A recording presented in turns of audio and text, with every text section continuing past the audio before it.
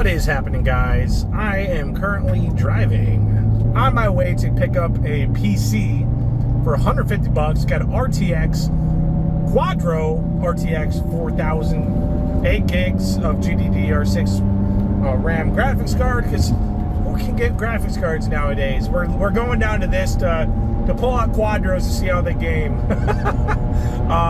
Again, it's a pretty cool system. I'm buying it for 150 bucks. I'm going to give this guy a $25 tip, though, because he met me about 40 minutes away from his house. Really cool dude. You know, sketchy. So, yeah, I will be giving him some extra. So it's actually $175, but still 150 bucks. I'm just doing it because I'm assuming it's probably like 2080 like performance. I'm going to assume. I think the Quadros are like 1,000 ahead of what the RTXs are. So I'm going to see what it has, how good it games in the system I bought. The CPU is like a 6-core, 12-thread part. I can't remember the CPU off the top of my head. Once we get it home, I'll kind of go into the specs.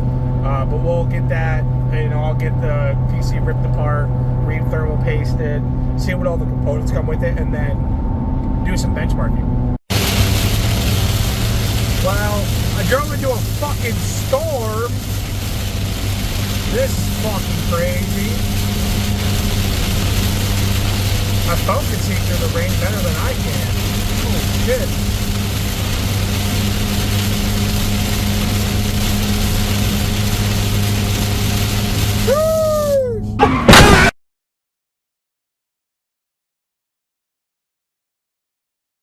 So now we're in the office. Now we're back in the office or my house, whatever the hell you want to call it, and we have it. So we'll do an unboxing, so to speak. It's a very, very big computer. All right. So we're going to get into this. So all you have to do is press this button, lift up. I already knew the specs based on the Facebook listing, but this has got a Nvidia Quadro RTX 4000. These cards go alone for 300 bucks. So I mean, eBay maybe 250, somewhere in there, right? Good card. I don't know how these come out. I tried doing it in the car, but oh, there we go. So that comes out. It's powered by, let's see what kind of power connector. I think it's just an 8-pin. What in the hell? Does this mean that? What in the hell? Oh, so this can power this has two 8-pin connections. Oh, I just shit my pants. This has got two 8-pin connections, which means that this thing can actually power more than just this Quadro, potentially two Quadros. So let's pull this out. Oh, there's no lever. Just pull out. Wow, way before Asus. So we got the Nvidia Quadro. It's got, what, 8 gigs. So, I mean, it's in pretty good shape. These cards are always impressive because they're so thin. And I honestly haven't researched these cards. I know that if I had to guess, based on my knowledge base, that this card, I would say, is about a 2080 equivalent, which is not bad. But let's take that out. Let's start taking some of these things apart. So I push this. I'm assuming I have to take this off. That comes off. Push this down. Unlock. That slides this out. Oh, that's pretty cool. Oh, that's actually sick. I did not know this about these, but it gives you access to these quick NAS, these hard drive bays. This is the boot drive. It is a Samsung 512 SATA drive. And this, I think, is the 4 terabyte Western Digital that's on it. So that's pretty cool. It's easy to put drives in, take drives out. I mean, that's really the benefit of this. If you needed extra storage, and there's obviously, this is what this mainly is going to be. It's going to be a TrueNAS server, as well as like maybe something that I can host some games on. So that will be pretty cool. So I'm going to try and figure out how to take this fucking cooler off, because this says goes this way. This goes that way. And I might. We have access to everything. I don't need. Oh, that's got two nice fans in the front here for all that intake. We got. Wow, Samsung. It's only got fucking 16 gigs. He says it's got 32. Fuck, it's fine. All good in the hood. Not a big deal. That. Oh, never mind. It's dual. It's quad channel. That's really nice actually. So it's got it's got 8 gig, 8 gig, 8 gig, 8 gig. That's really cool. And unhook this, because honestly, after this point, there's not really a whole lot that we need to address. I don't know how to safely disconnect this fan cable. There we go. So we're gonna re-thermal paste this because we want this to have the best luck possible.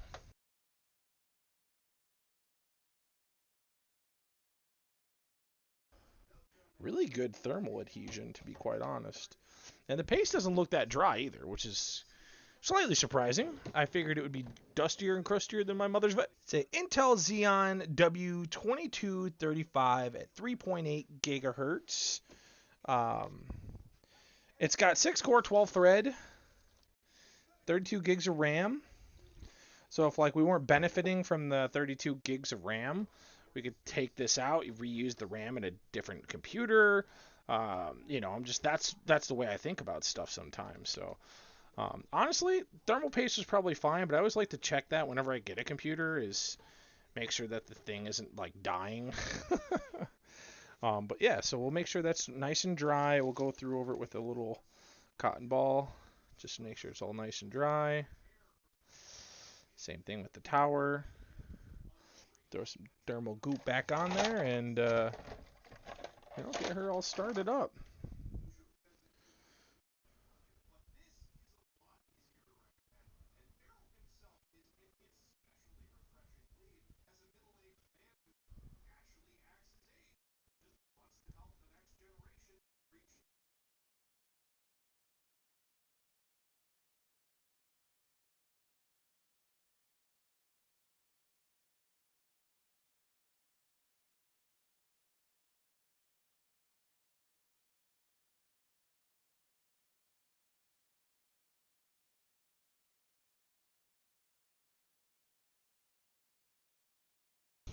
Mission complete. Let's fire this bad boy up. Oh, it's back. We up, baby. All right. Okay. So what I want to check, Task Manager. I always check this performance. So we do have the Intel Xeon W2235, 32 gigs of RAM. I got to change the speed. The SSD, which is in RAID. Hard drive, which is in RAID. RTX Quadro 4000, 8 gigs of RAM. We just got done benchmarking the Xeon Quadro RTX 4000 computer enhanced edition. Now, this is new to the benchmarks. I just started doing this, and we'll have to compare this with other things inside the suite. But GTA 5 enhanced edition at 1080p Ultra MSA 8 times was 92 FPS on average, with a minimum of 66, maximum of 121. Honestly, this game ran super great on this system. No stutters, no low FPSs. Obviously, being this computer is in a pre-built case with like 2 fans in the entire computer, not counting the cooler. The cooler doesn't even have a fan on it. It's just got 2 fans blowing on the intake. it ran really well, and it was about ADC on both the CPU and GPU. Fortnite, a DX12 1080p high, only got 56 to 57 FPS on average, with a minimum frame rate of 116 with a max of 80. This game. Oh, get fucked, Finn! Fucking loser! DX12 being run by default, it is just very demanding on, I would say, on pretty much all computers I test DX12 on. The game is just very demanding, and or DX12 just requires, maybe it's ray tracing features and stuff like that make it run really well. If anyone's benchmarking Fortnite, I would definitely recommend going to DX11 for this, to be specific. Fortnite at 1080p ultra low settings, 128 FPS on average with a minimum of 82.9 and a max of 161. Obviously, cranking down the settings from the GPU to be less taxing will make this game run a hell of a lot faster. Doubled the frame rate by going to ultra low. Obviously, the game looks ultra shit, but what do you expect? CSGO 2 is at 1080p very high settings, 114 FPS on average. Minimum of 58 FPS with a max of 160 FPS. This game really runs well. I mean, I don't know what people expect for CSGO 2 like frame rates, but I decided to do very low here shortly. Very low at 1080p was 137. So we got like a 20, 23 FPS boost going to 1080p low. Whether it's worth it or not to you, I don't know. 66 minimum frame rate, 195 as the maximum. So definitely higher highs and lower, higher highs, and even the lows are even very high for CSGO 2. Cyberpunk 2077. I was very excited to try this game out because I was curious of how this CPU and GPU combo would be done versus Cyberpunk 2077. And at 1080p high, got 74 FPS. Minimum frame rate is 53 FPS, and 114 is the maximum. This game actually performed very well. It was definitely a lot toastier on the CPU and GPU. CPU was probably 95 to 97 degrees Celsius, whereas the GPU is probably close to that as well. Again, no cooling in the case, running stock everything. The only thing I did repaste the CPU to try and help the thermals out a little bit. Doesn't really help when you have nothing blowing into the cooler. Delta Force is the next game we're doing at 1080p Ultra. 72 or 73 FPS is the average, 49 FPS is the minimum, and 149 is the max. So honestly, this game ran really well. Going to 1080p low FPS or 1080p low, the graphics don't look that much different. I mean, if you were to put a side-by-side comparison, maybe it would matter a little bit more. But 120 FPS on average, 70 is the minimum, and 152 is the maximum for Delta Force. Really good game, honestly. Been playing more of this on a day-to-day on the benchmarking and stuff like that. So may have to actually try this game a little bit more besides just doing some benchmarks. Marvel Rivals at 1080p high was 77 frames per second on average. Minimum was 34. So we had some dips every once in a while. So it happens with Marvel Rivals. It can be actually a pretty taxing game with all the effects and all that fun stuff. I didn't decide to do 1080p low on this game, but 97 FPS was the maximum frame rate that we got in Marvel Rivals. Really good game though. Starting to play that too. It's just I haven't really had the time to learn the characters, and I feel like that's 90% of the game to get the learning curves and all that fun stuff figured out. So maybe we'll play that more in the future, but for now, we'll keep it off on the side. The next game is PUBG. 1080p high was 115 FPS on average. Minimum frame rate of 21 frames per second and a max of 180 FPS. This game ran great. He's giving me Pachinki map, whatever the heck it's called. And honestly, this map just runs great on this game no matter what. It is a fun game to play. And it's a good game to benchmark. It can really push some of the CPU and stuff that's going on everywhere, and the maps are huge, so it can test a lot of the games. Next game and final game is Warhammer 40K. At 1080p high, we got 56 FPS on average. The minimum frame rate is 40, maximum is 71.5. This game felt way buttery smooth than most of the games I benchmark on some of these other games. So this computer I might stick around for some more benchmarking.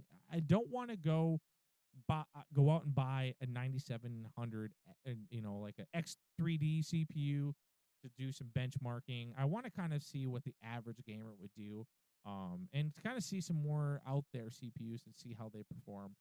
Because everyone doesn't have top end money, and most people aren't buying top end CPU hardware. But AM4 is starting to become old, even old that most systems don't have it anymore. I'll have to do like a, you know, most popular CPU on Steam and see how they go. But we'll look at that more later. We did do a 1080p Ultra DLSS on Space Marine 2, but the FPS was basically the same compared to 1080p high. It's literally 56 FPS on average, 46 minimum. So the minimum FPS went up, and it kind of felt a little bit smoother personally for frame timings, and it was 70 as the maximum. So it's pretty much identical as 1080p high. I mean, I didn't really see much of a difference there. That's this computer, the $150 computer. It games well, honestly. I mean, these are not low numbers, right? If you were to try and buy, let's say, an Xbox Series X and try to play some of these games on the Series X console, yes, they would probably look very similar in terms of graphic fidelity, but they probably would, they say the 120 frame mode, but they don't really look that great on the console. This is, if you could crank some settings down, especially in Marvel Rivals, 1080p low or do DLSS, you can get some of these 120 FPS averages. And I mean, again, $150 computer with, just the GPU I could sell for $300 and get my money back. So, pretty cool computer. I'm excited to see what we can do more with this computer. We could throw a 4070 or a 3060 Ti. Those are the only other graphics cards I have currently. I could throw my 7900 XTX in there as well, because it uses 2 8-pins. And it's got 2 8-pins. It's 950 watt power supply. So, I mean, this is a really cool computer. If you guys want to see some more benchmarks with this, please let me know down in the comment section. I have a couple other benchmarks that I will leave in the description as well as the end credits of this video. Let me know if you guys want to see anything else. I'm going to do some more benchmarks in the future. I like benchmarking these games. It's a lot of fun. I enjoy making these types of videos. So if you guys want to see more, let me know. Thanks, guys. I'll see you in the next one. Peace out.